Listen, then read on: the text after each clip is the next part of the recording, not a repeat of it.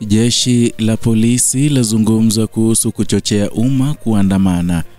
Hujambo na karibu.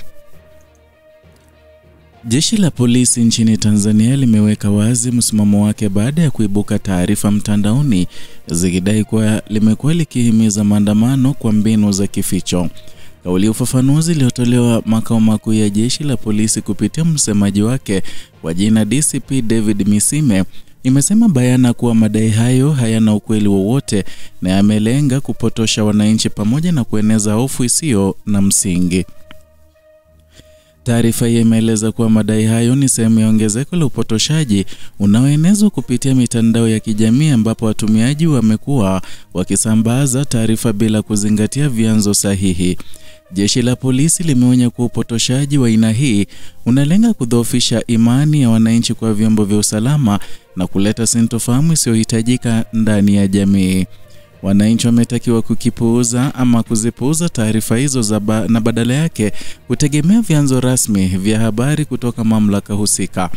Jeshi la polisi limesisitiza kuwa ni muhimu wananchi kuendelea kuwa makini na kutofautisha kati ya taarifa za kweli na propaganda za mitandaoni ambazo mara nyingi hazina uhalisia.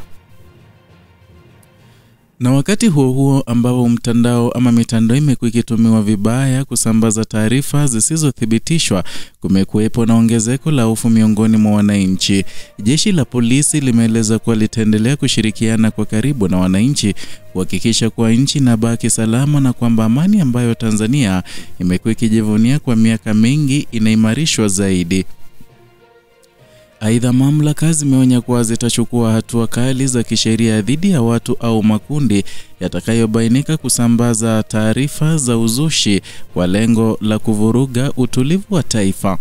Hii ni sehemu ya mkakati mpana wa kukabiliana na taarifa potofu ambazo zimekuwa changamoto kubwa si tu kwa Tanzania bali pia kwa mataifa mengi duniani. Kauli ya jeshi la polisi inakuja wakati ambapo Tanzania inashuhudia ongezeko la mijadala ya kisiasa na kijamii mitandaoni ambapo baadhi ya watu wamekuwa wakitumia majukwaa yao kuchochea hofu na mashaka kuhusu mustakabali wa nchi. Jeshi la polisi limeweka msimamo thabiti kuhusu kuwa halitavumilia ueneaji wa taarifa zinazoweza kuhatarisha amani. Wananchi wanakumbusha kuwa jukumu la kudumisha amani si la vyombo vya usalama pekee bali pia ni kila mmoja, na kwa kuzingatia hilo kila raia anatakiwa kuwa makini kuepuka kusambaza taarifa zisizothibitishwa na kushirikiana kwa karibu na mamlaka ili kulinda maslahi ya taifa. Kwa mujibu wa jeshi la polisi, Tanzania itaendelea kuwa nchi salama iwapo kila mmoja atadumisha mshikamano na kudharau upotoshaji unaoenezwa mitandaoni.